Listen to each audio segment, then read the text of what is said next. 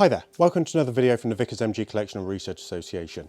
This video I just want to talk about clinometers and how they were used with the Vickers, because most people have them. They are in many different collections, and there's something that people don't generally understand. They're the shiny thing that exists within the collection, but they served with the Vickers throughout, and there's lots of different types. So what I wanted to do was just really run through all those different types and identify some of those variations and really talk about how they were used as well.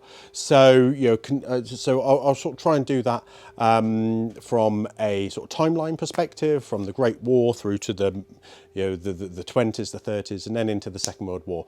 And largely they were replaced with the guns by the dial sight, but those are crazy prices at the moment. So a lot of people will want a dial sight and may think that a clinometer is something that they don't need, but actually they would have served with every gun. Before 1938, the clinometer was how you placed the elevation and depression on a gun for indirect fire, how you checked that the gun was correctly leveled, and after 1938, once the dial sight is introduced, it's actually how you would check the dial sight as well. So they existed for some time. The first type that was used with the Vickers was no more than an artillery clinometer, and this is a Mark III Clinometer Field 1915, made by Console. So it was for the 13 and 18 pounder. I think those are the right guns. And what you have is a central stem here with an arm that you move up and down along the graduating curve from 0 to 44 degrees. Like so, and then you have this central wheel here in the central spirit bubble that you move to add on any minutes, so degrees and minutes. No mils or anything like that. Not this side of the Second World War, definitely. So you have that now. Remarkably, I had one of these year ago, a Mark IV, that I believe I sold on because it was one of those things that. It's an artillery piece, so why do I need it in the collection? And no sooner than later, basically spotted a picture of one in the Machine Gunner's Handbook by Bostock. So thankfully we've managed to replace that. But this doesn't generally fit on any part of the gun, not like the later clinometers. So what you did was you had this. You would raise the tangent sight on the gun, so lift that up, and then you would place. So you'd go, okay, so let's say we're doing 10 degrees elevation. You'd place that on the gun like so, and then you would use the elevating wheel to adjust that until you until the spirit bubble becomes level. Now there's a box in the way, it might not work. No, I think they're there. That's about 10 degrees elevation on that gun. So that's how you would do that. Now if it was greater than 45 degrees elevation, I'm not sure what you do actually, whether you'd be firing it. It won't even go greater than 45. Of course it won't. You don't get the Vickers firing upright. So why, I don't know even why I even talked about that. But that's how it works on the gun. You raise the tangent sight and you place it there. And then for firing, you clearly take it off. Otherwise that's going to fall off. That's one of the advantages of the dial sight over clinometers, is because you can leave it on the gun so you can readjust very easily. Now your other option before the clinometer was introduced is that you would basically place a spirit level on the gun, one of the short machine gun spirit levels, and you would have to use either the graduations on the elevating wheel, if it was a B type, which actually comes in after the clinometer anyway, or you would use the direction dial on the early type that clamps over. So you'd have to use one of those two things. But in reality, clinometers were available. Now let's say this is the Mark III. We also have a Mark, what's this Mark? This is a Mark VI in the collection. So it's slightly different. Let's look at, so it's looks a bit beefier actually, but it has this double rail rather than a single, which allows you to look at the bubble, dusty bubble, right down through the top there as well. It's also, the bubble is a bit more protected, a bit harder wearing potentially in there, but other than that it works in exactly the same way. So you would adjust that middle arm, plunger there, lift the tangent sight and place onto the gun like that. And you can then look at the bubble from the top much easier. Now, sometimes you see these in cases, and American collectors will recognise this as the gunner's quadrant. It's a clinometer. Does exactly the same job. Pretty sure they might be in mils. Am I right? I'm not sure. But yeah, so you'll see that for the Browning M1917 and probably the Colt Vickers, the M1915 later on as well. So, the gunner's quadrant, the M1 gunner's quadrant, in American parlance is very, very similar. But this one, Clinometer Field Mark IV, and it's Taylor and Hobson Limited, 1916, and then the registered number is just slightly engraved in that little top piece there. So, let's say the little leather case for that quite often, or sometimes a wooden case, I think, with this laid in. I might be confusing that with the quadrant. But those are the two Clinometers Field that would be used with the Vickers. You then have, the replacement really for that is the proper Clinometer Vickers 303 machine gun. You can't really see that here. Clinometer Vickers 303 machine gun Mark 1. And this is a conversion from an artillery piece, from an artillery sight. An artillery piece is the gun. So what you've got is the little the clips that would fit on the bottom of this, that fit it onto the gun, have been taken off, and a brace has been made, a stand has been made for this. Now this is grooved on the inside. What example is this? So this is AKNS, I can't remember who that is, 1915, number 10916. Now, if you've got a copy of the Pride of the Emagees book, you will see that this Clinometer, this exact one, features on the Iraq page, because this marking here is an Iraqi acceptance mark, similar to the broad arrow that's next to it. It's crossed out, and it just goes to show that they were using, British supplied clinometers, not just the guns. So, it's quite nice to see when you sort of get foreign acceptance marks on something that clearly has been in British service as well. Now this fits slightly differently. What we've got is a nice arrow to help us target, and what you do is you adjust these ends, these end pieces here for depression and elevation. So it tells us depression this way and elevation this way, and you can see that the scale moves up there, and this only goes to 20 degrees elevation or 20 degrees depression. But what you do with this one is you now lift the top cover and you align those grooves, and it will sit on the top like that, and you can then adjust using the elevating wheel up or down. So clearly, again, you have to take this off before firing, but it won't fire without you taking it off. It won't even do one round. The trigger bar is not connected, so it's safe to use, and then remind you to take it off. That's not going to back down easily.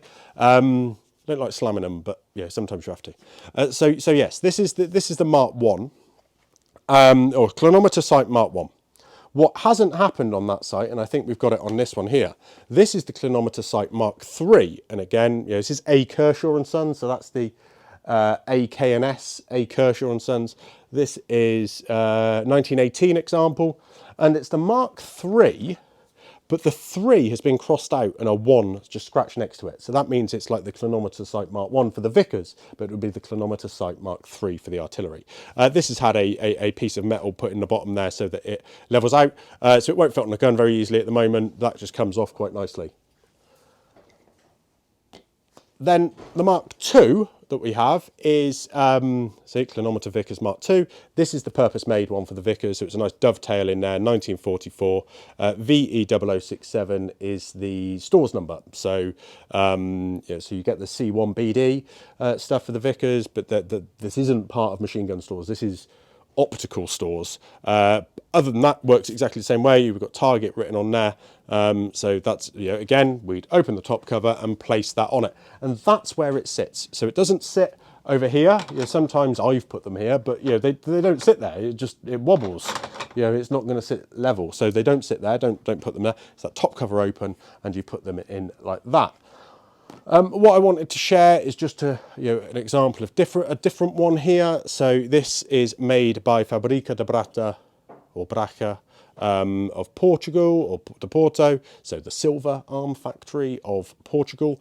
And we've got a FBB made gun now, so we'll share that in the future. But FBP was Brasto, that's right. so this is a Portuguese-made example for the Vickers, but I also understand it's for the artillery. Now, there's a lot of these have survived. More of these, I've seen more of these than I know the Portuguese had Vickers guns. So they were for the artillery as well. But these are in mils, I believe. So it's 0 to 300. So it looks like they're in mils. They come in a deeper leather pouch as well.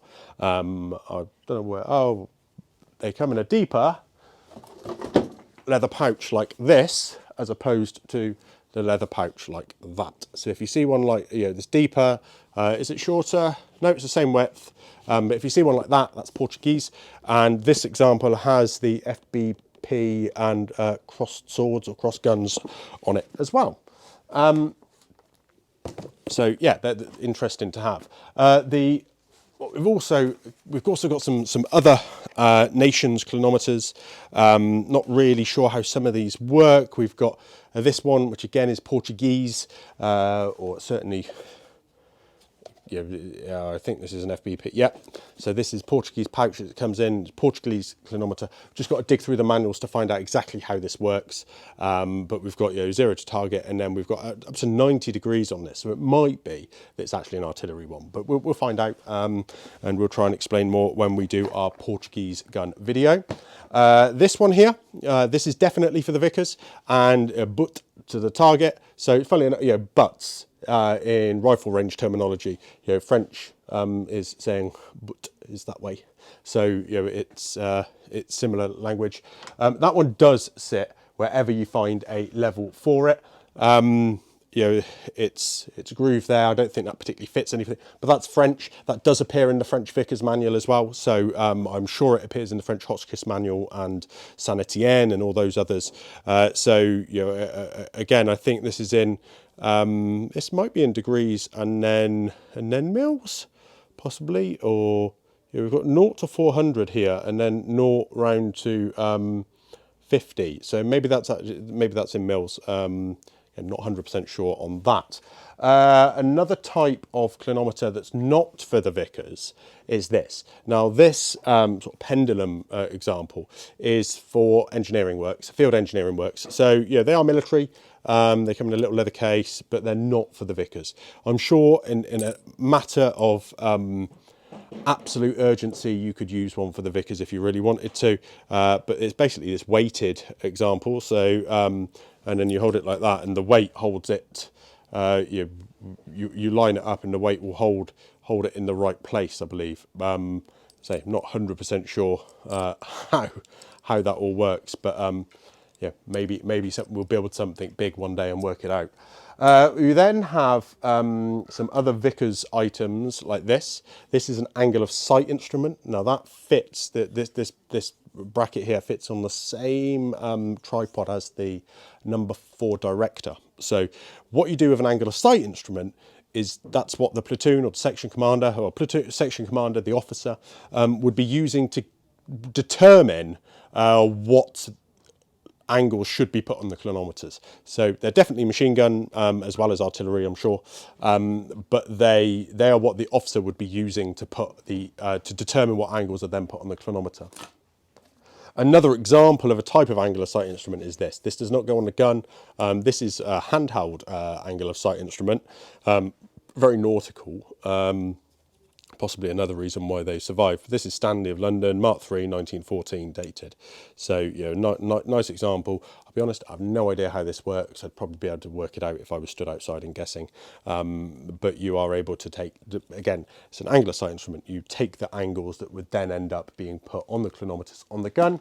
And another example of that made by J.H. Stewart. One of the things about Great War stuff is there's lots of different varieties and variations. This is exactly the same again. So it slides onto that top rail on the same fittings for the number 4 director, and you would then work out elevation and depression, and you can just see the graduated scale there, and do it that way. So we've got a couple of different examples of exactly the same bit of kit, really, but they're not clinometers, but they do obviously work with clinometers in the same way that the director, which I haven't got one to hand, they're up there, the director takes the angles and the scales that you then set on the dial sight. So, or the number 4 director would do it on the clinometer and the bar foresight.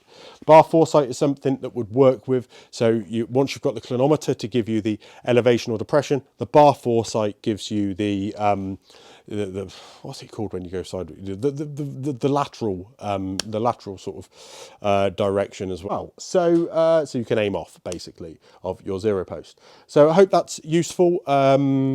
So a lot of that information is in the new Pride of the MG's book, so please head to the website and purchase that.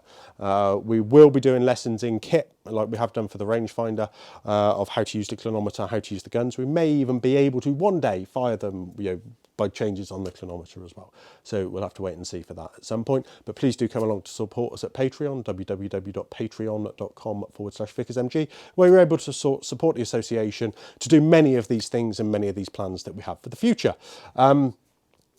If you do have clinometers in the collection and they weren't some of those makers, then let us know, in your collections I mean.